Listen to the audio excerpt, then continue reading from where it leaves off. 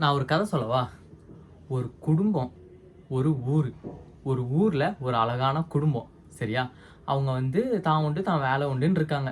அப்போ அந்த குடும்பத்துல இருக்க ஒரு உறுப்பினரு, "நம்ம எப்படி இப்படி அமைதியா இருக்கலாம்? இப்படிலாம் இருக்கக்கூடாதே!" அப்படின்னு சொல்லிட்டு ஊர் வம்ப புடிச்சு இழுத்து குடும்பத்துக்குள்ள கொண்டு வராரு. அந்த குடும்பத் தலைவர் அந்த குடும்ப உறுப்பினர கூப்ட்டு, "இங்க பாரு, இந்த மாரி பிரச்சனைக்கெல்லாம் போகாத. நம்ம உண்டு, நம்ம வேலை உண்டுன்னு இருப்போம்." அப்படின்னு அட்வைஸ் பண்றாரு. "நீ என்ன சொல்றது? நான் என்ன கேட்கறது?" அப்படின்னு அந்த குடும்ப உறுப்பினர் வந்து ஒரு பெரிய பிரச்சனைய இழுத்துட்டு வந்து குடும்பத்துக்குள்ள விட்டுர்றாரு. அந்த குடும்பத் தலைவர் வந்து தன்னோட குடும்பத்த அந்த பிரச்சனையில இருந்து காப்பாத்துனாரா இல்லையா? இல்ல அடுத்து என்னாச்சு? அதுதான் கதை. எங்கேயோ கேட்ட மாரி இல்ல? கரெக்ட். நீங்க நெனச்சது 100% கரெக்ட். இது அசுரன் படம் தான். ஆனா இப்ப நம்ம ராயன் படத்த பத்தில பேசப் போறோம். அவன் பெரிய ஆம்பளை தைரியசாலி, அவன் இங்க வந்து போட சொல்லு. அதான் ஒன்லைன். ஆனா, அது இங்க பிரச்சனையே கிடையாது. ஏன்னா, தமிழ் சினிமால மட்டும் இல்ல, உலக சினிமால இந்த மாரி ஆயிரக்கணக்கான ஒன்லைன் ஒரே மாரி இருந்திருக்கும். ஆனா, அது நம்ம ஆஸ் அ டைரக்டரா கையில எடுத்து, ஆடியன்ஸ்க்கு எந்த மாரி ஒரு அவுட்புட்ட குடுக்குறோம், அதுதான் இங்க மேட்டர். ஓகே. தனுஷ் வந்து இந்த படத்த டைரக்ட் பண்ணியிருக்காரு. இது அவர் டைரக்ட் பண்ற 2வது படம்னு நெனைக்கிறேன். ஃபர்ஸ்ட் வந்து பவர் பாண்டி. இந்த 2வது படம் எப்படி வந்திருக்குன்னு நீங்க கேட்டீங்கன்னா, சொல்றேன். அதுக்கு தான் இந்த வீடியோ. அதுக்கு முன்னால நீங்க நம்ம சேனலுக்கு புதுசா இருந்தா மறக்காம சப்ஸ்கிரைப் பண்ணிட்டு, பெல் ஐகான கிளிக் பண்ணிக்கோங்க. இந்த மாரி ஏகப்பட்ட வீடியோஸ் உங்களுக்காக வந்துட்டே இருக்கு. First of all Dhanush as a டைரக்டரா அந்த ரோலுக்கு நம்ம தம்ஸ் அப் குடுத்தே ஆகணும். ஏன்னா, அவருக்கு கிடைச்ச சான்ஸ நல்லாவே யூஸ் பண்ணியிருக்காரு. இந்த ராயன் அந்த கேரக்டரைசேஷன் படத்துல பார்த்தீங்கன்னா, ரொம்பவுமே ஒரு ரெஸ்பெக்ட்ஃபுல்லான ஒரு கேரக்டரா இருந்துச்சு. ட்ரெய்லர்ல கூட சொல்லியிருப்பாங்க. "உனக்கு அண்ணனா அவ்ளோ பிடிக்குமான்னு?" கேட்டதுக்கு, "அண்ணனா ரெஸ்பெக்ட்" அப்படின்ற ஒரு டயலாக் இருக்கும். அது படத்துல 100% பொருந்தி போயிருக்கு. ராயன்ற கேரக்டர்ஸ் ரொம்பவுமே சூப்பரா அத வந்து ரைட் பண்ணியிருக்காரு தனுஷ். ராயன் மட்டும் கிடையாது. அந்த ராயன் ஃபேமிலி மெம்பர்ஸ் இருக்காங்கல்ல. காளிதாஸ் ஜெயராம், அப்புறம் சந்தீப் கிஷானு, அதுக்கப்புறம் துஷாரா. அவங்க 3 பேரோட கேரக்டருமே நீங்க படத்த தாண்டி தனித்தனியா அந்த 3 பேரோட கேரக்டருமே பார்த்தீங்கன்னு வைங்களேன், இவங்க எல்லாரும் ராயன் குடும்பமா தான் இருப்பாங்க அப்படின்னு நீங்க கண்டுபிடிச்சிருவீங்க. ஏன்னா, நீங்க படம் பார்க்கும்போதே தெரியும். ராயனோட ஃபேமிலினா இப்படி தான்ப்பா இருப்பாங்க. அப்படின்ற அளவுக்கு அந்த கேரக்டர் ரொம்பவுமே ஸ்ட்ராங்கா பிளேஸ் பண்ணியிருக்காங்க. அது படத்தோட ப்ளஸ் பாயிண்ட்ன்னு தான் சொல்லணும். ஃபர்ஸ்ட்ல இருந்து கடைசி வரைக்குமே ஒரு கிரிப்பா ஒரு ஸ்டாண்ட் பையா நின்ன ஒரு கேரக்டர். எந்த இடத்துலயுமே ஒரு லேகோ, என்னடா இந்த கேரக்டர் இப்படி இருக்கு அப்படின்ற மாரி எதுவுமே கிடையாது. ஃபர்ஸ்ட்ல இருந்து லாஸ்ட் வரைக்கும் அந்த ராயன்ற கேரக்டர் வந்து ரொம்பவுமே ஸ்ட்ராங்கா பிளேஸ் பண்ணி தேவையான இடத்துல மட்டும் இது பண்ணியிருக்காங்க. இன்னொரு முக்கியமான விஷயம் என்ன சொல்லணும்னா, இப்ப வந்து ஒரு ஹீரோ இன்ட்ரோடக்ஷனு அப்படின்னும்போதே நம்ம வந்து ரொம்பவுமே பிரம்மாண்டமா வந்து பார்த்து பழகிட்டோம். சில படங்கள் இதுக்கு முன்னால எக்செப்ஷன் கேஸும் இருக்கு. ஆனா இதுல பார்த்தீங்கன்னா, ரொம்ப கேஷுவலா ஒரு நார்மலான சட்டை, ஒரு நார்மலான பேண்ட், ஒரு நார்மலான ஒரு ஸ்லிப்பர் போட்டு சும்மா தான் நடந்து வருவாரு. அது அவ்ளோ மாஸா காமிச்சிருக்காங்க. அதுக்கு முக்கியமான காரணம் என்னன்னா, சினிமாட்டோகிராஃபியும், மியூசிக்கும் தான். சினிமாட்டோகிராஃபி பத்தி பேசணும்னா, ரொம்பவுமே சூப்பரா இருந்துச்சு. எந்த இடத்துலயுமே வந்துட்டு நமக்கு வந்து விஷுவல் வந்து பிசிறு தட்டல. முக்கியமா இது வந்து இன்டர்வல் பிளாக். நீங்க படத்த மட்டுமே பார்த்துட்டு இருக்கும்போது, "யார்ரா அது சினிமாட்டோகிராஃபி இவ்ளோ சூப்பரா இருக்கே!" அப்படின்னு உங்களுக்கு தோணுச்சுன்னா, அது இன்டர்வல் பிளாக்ல தான் இருக்கும். ஏன்னா, ரொம்ப பக்காவா பண்ணியிருக்காங்க. பார்த்து பார்த்து பண்ணியிருக்காங்கன்னு தான் சொல்லணும். இன்டர்வல் பிளாக்ல அது நோட்டபிளா இருந்துச்சு. சினிமாட்டோகிராஃபி வந்து ரொம்பவுமே நோட்டபிளா இருந்துச்சு. அதுக்கப்புறம் நம்மளோட பெரிய பாய். கடைசி சில மாதங்களாவே நம்ம தமிழ் இண்டஸ்ட்ரி எடுத்துக்கிட்டோம்னா, நம்ம சின்ன வயசுல பார்த்து, வளர்ந்து, ரசிச்ச எந்த மியூசிக் டைரக்டருமே வந்து பெருசா அவங்களோட பங்களிப்ப தரலன்னு தான் சொல்லணும். அந்த வரிசையில கொஞ்ச நாளா நம்ம பெரிய பாயும் போட்டு எல்லாரும் பொளந்துட்டு தான் இருந்தாங்க. அதுக்கெல்லாம் நான் ஆள் கிடையாதுடா அப்படின்ற மாரி பெரிய பாய் வந்து சிறப்பான, தரமான சம்பவம் பண்ணிட்டாரு. அந்த உசிரே நீதான். அத மட்டும் எல்லாரும் இன்ஸ்டா ரீல்ஸ்லயும், யூடியூப் ஷார்ட்ஸ்லயும் அது ஒரு ட்ரெண்டா போனனால எல்லாரும் வந்துட்டு அத வைபுன்னு சொல்லிட்டு இருக்காங்க. முக்கியமான ஒரு விஷயம் இங்க என்ன சொல்லணும்னா, ஒரு பாட்டு நமக்கு புடிச்சிருந்தா அத நம்ம தாறுமாறா யூஸ் பண்ணலாம். ஒரு நாளைக்கு 50, 100 டைம் கேட்கலாம்.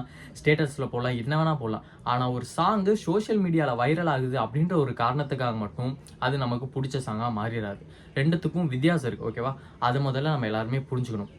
ஸோ ஆஸ் ஆல்பமா பார்த்தா எல்லா பாட்டும் ஓகே தான். ஆனா அது வந்து பெருசா இம்பாக்ட் கிடையாது. ஆனா compare than that songs background ஸ்கோர்ல 100% வேலை பார்த்துருக்காரு. ரொம்பவுமே அல்டிமேட்டா இருக்கு.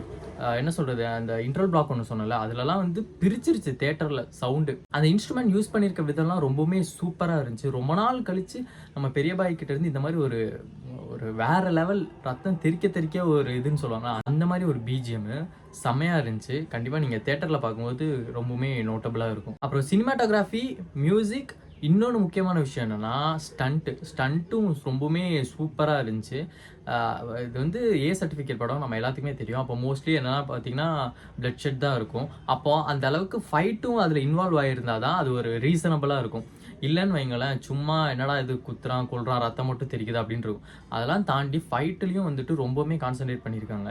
ஏன்னா இப்போலாம் நார்மலாக ஒரு ஃபைட் சீன்னா கண்டிப்பாக நம்ம எல்லாத்துக்குமே போர் அடிச்சிடும். நம்ம நிறையா டிஃப்ரெண்டான ஃபைட் சீக்வன்ஸ்லாம் பார்த்துட்டோம். ஸோ மக்களுக்கு வந்து புதுசாக ஏதாவது கொடுக்கும்போது தான் இது நல்லா இருக்குல்ல அப்படின்னு நம்ம சொல்கிற அளவுக்காச்சும் ஏதாவது ஒன்று இருக்கும். சரியா? அந்த மாதிரி இந்த படத்தில் ஃபைட் சீன்ஸ் வந்து கண்டிப்பாக ஒர்க் அவுட் ஆகிருக்கு. ரொம்பவுமே சூப்பராக பண்ணியிருக்காங்க. அதுவும் அந்த ராயன் கேரக்டர் வந்து எப்படா சண்டை போடுவார் அப்படின்னு நம்ம யோசிச்சுட்டு இருக்கும்போது ஒரு ஃபைட் சீன் இருந்துச்சுன்னா அது எந்த அளவுக்கு ஒரு இம்பாக்ட்ஃபுல்லானதாக இருக்கணும், அந்த மாதிரி இருக்குது. நல்லா இருக்கு. அப்புறம் படத்தை இவங்க கூட சேர்ந்து கேரி பண்ண செல்வராகவன் அவரோட கேரக்டருமே ரொம்பவுமே நல்லா இருந்துச்சு. ரொம்பவுமே ரெஸ்பெக்ட்ஃபுல்லாக இருந்துச்சு. அப்புறம் நான் ஆல்ரெடி சொன்ன மாதிரி காளிதாஸ், சந்தீப், அப்புறம் துஷாரா இவங்க 3மே அந்த ஃபேமிலி மெம்பர்ஸாக வராங்க. அக்யூரேட்டாக இருக்குது. அவங்க நடிக்கிற மாதிரியே தெரில. அந்த ஃபேமிலினா ராயனோட ஃபேமிலினா இப்படி தான் இருப்பாங்க அப்படின்ற மாதிரி பர்ஃபெக்டாக பண்ணியிருந்தாங்க. அப்புறம் அபர்ணா அவங்கள பற்றியும் சொல்லி ஆகணும். ஏன்னா அவங்க நீங்கள் படம் பார்த்தீங்கன்னா தெரியும், ரொம்பவுமே யதார்த்தமாக நடிச்சிருந்தாங்க. அந்த கேரக்டருக்கு வந்து அந்த கேரக்டரோட சீனுக்கெலாம் தியேட்டரில் வந்து விசில் பறந்துச்சு. அப்புறம் எஸ்ஜே சூர்யா அவரோட லுக்கு ஃபஸ்ட்டு ட்ரைலரில் பார்க்கும்போதே ரொம்பவுமே சூப்பராக இருந்துச்சு. சரி அவரை எப்படி யூஸ் பண்ணியிருப்பாங்க படத்தில் அப்படின்னு கேட்டால் ரொம்பவுமே கரெக்டாக யூஸ் பண்ணியிருந்தாங்க. எந்தெந்த இடத்துல வைக்கணுமோ அதெல்லாம் கரெக்டாக பார்த்து சூப்பராக பண்ணியிருந்தாங்க. ஓவராலாக பார்த்தீங்கன்னா நல்ல படம் தான். அது ஏன் இப்படி ஸ்டக் ஆகி சொல்கிறேன் அப்படின்னு கேட்காதீங்க. நான் ஒன்று நினச்சேன், சரி படம் இப்படிலாம் இருக்குமோ. ஏன்னா தனுஷ் வந்து ஆஸ் அ ஆக்டராகவோ இல்லை ஒரு லிரிசிஸ்டாவோ இல்லை ஒரு சிங்கராகவோ இல்லை ஒரு ப்ரொடியூசராகவோ நம்ம வந்து ஃப்ரீக்வெண்ட்டாக பார்த்துட்டே இருக்கோம், ரைட்டா? ஆனால் தனுஷ் ஆஸ் டேரக்டராக வரும்போது இதுக்கு முன்னாடி ஒரு படம் பார்த்துருக்கோம், இன்னொரு படம் ரிலீஸ்க்கு வெயிட்டிங்னு நினைக்கிறேன். அந்த 2வது படம் ஆஸ் அ டேரக்டராக பார்த்தீங்கன்னா எனக்கு ட்ரெய்லரை பார்க்கும்போது என்ன தோணுச்சுன்னா, இந்த இன்ஸ்பிரேஷன் சொல்கிறது வந்து சினி இண்டஸ்ட்ரியை பொறுத்த வரைக்கும் ஒவ்வொருத்தவங்களும் அதை வேறு வேறு வேர்டில் யூஸ் பண்ணிருக்கோம். சில டேரக்டர் பண்ணாத காப்பின்னு சொல்லுவோம், சில டேரக்டர் பண்ணாத இன்ஸ்பிரேஷன் சொல்லுவோம். ஸோ அந்த இதில் எனக்கு ட்ரெய்லர் பார்க்கும்போது என்ன தோணுச்சுன்னா, தனுஷ் வந்து இதுக்கு முன்னாடி ஒர்க் பண்ண டேரக்டர்கிட்ட இருந்து சில இன்ஸ்பயரான இதெல்லாம் எடுத்து இங்கே வச்ச மாதிரி எனக்கு தோணுச்சு. ஆனால் படம் பார்த்ததுக்கப்புறம் தான் தெரிஞ்சு எனக்கு தோணுது கரெக்டு தான். சில ஃப்ரேம்ஸ்லாம் நம்ம பார்க்கும்போது நல்லாவே தெரியும். அது வந்து உங்களுக்கு லைட்டிங்லேயும் சரி, ஃப்ரேம்ஸ்லையும் சரி, அப்புறம் அந்த டைலாக் டெலிவரிலையும் சரி, செல்வராகவனோட டச்சஸ், அப்புறம் வெற்றிமாறனோட டச்சஸ் அதெல்லாம் அப்படியே இருந்துச்சு. படத்தோட ஸ்டார்டிங் சீனும் எண்டிங் சீனுமே சரி, அது உங்களுக்கு பார்த்தோன்னே தெரிஞ்சிடும் அது வந்து எந்த படத்தோட ஒரு ஃப்ரேம் சொல்லிட்டு. ஃப்ரேம் அது வந்து நம்ம அதை காப்பிலாம் சொல்ல முடியாது. அந்த இடத்துல அது தேவைப்பட்டுச்சுன்னா கண்டிப்பாக டேரக்டர் அப்படி தான் ப்ளேஸ் பண்ணுவாங்க. ஆனால் ஆஸ் அ டேரக்டராக தனுஷை பார்க்கும்போது அவர் இன்ஸ்பயர் ஆனது அவர் ஒர்க் பண்ண படங்கள்லேருந்து இது பண்ணும்போது அது தப்பு இல்லைன்னு தான் சொல்லணும். ஆனால் அது ஒர்க் அவுட் ஆயிருக்கு, அதுதான் ரொம்ப முக்கியம். நம்ம எடுக்கிறோம், இன்ஸ்பயர் பண்ணுறோம், அதெல்லாம் செகண்டரி தான். அது ஒர்க் அவுட் ஆகுதா, ஆடியன்ஸோட கனெக்ட் ஆகுதான்னு கேட்டால் இந்த படத்தில் அது கண்டிப்பாக கனெக்ட் ஆகிருக்கு. தனுஷ் வந்து ஒரு என்ன சொல்கிறது, நிறைய விஷயங்கள் ஸ்டார்டிங் ஸ்டேஜ்லேருந்தே உடச்சிருக்காரு. அவரோட கெரியர் ஸ்டார்ட் ஆகும்போது ஒல்லியாக இருக்க கேரக்டர்லாம் எப்படி ஒரு ஃபைட் சீனில் இத்தனை பேர் அடிக்கலாம் அப்படின்னு அவரெல்லாம் ரொம்ப பாடி ஷேமிங் பண்ணி, அப்புறம் அவர் மேலே வந்து இப்போ வந்து ஒரு தனக்கான ஒரு பொசிஷன் வந்து சினி இண்டஸ்ட்ரியில், தமிழ் இண்டஸ்ட்ரியில் பிடிச்சிருக்காரு. அதை ஏன் இப்போ நான் சொல்கிறேன்னா, இந்த ராயன்ற கேரக்டருமே ரொம்ப சட்டில்டாக இருக்குது. ஹீரோனாலே இப்படி தான் இருக்கணும் அப்படின்லாம் இல்லாமல் நம்ம இதுக்கு முன்னால் பார்த்துருக்கோம். இருந்தாலும் இதில் அவர் கரெக்டாக யூஸ் பண்ணியிருக்காரு. இந்த படம் ஏன் இந்த அளவுக்கு ஒரு அவுட்புட் வருதுன்னா கேரக்டரைசேஷன் தான். எல்லா கேரக்டரும் பக்காவாக பண்ணியிருக்காங்க.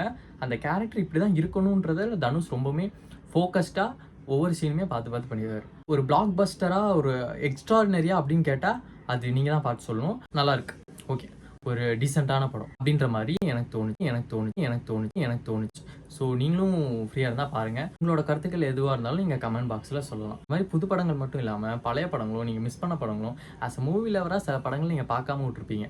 அது எல்லாமே இந்த சேனலில் உங்களுக்கு ரிவ்யூவாக வரும். மூவிஸ் மட்டும் இல்லை, மியூசிக் பற்றியும் நம்ம இந்த சேனலில் பேசுவோம். ஸோ மறக்காமல் சப்ஸ்கிரைப் பண்ணிக்கோங்க. நெக்ஸ்ட் வீடியோவில் பார்க்கலாம். Until then, bye from AGS.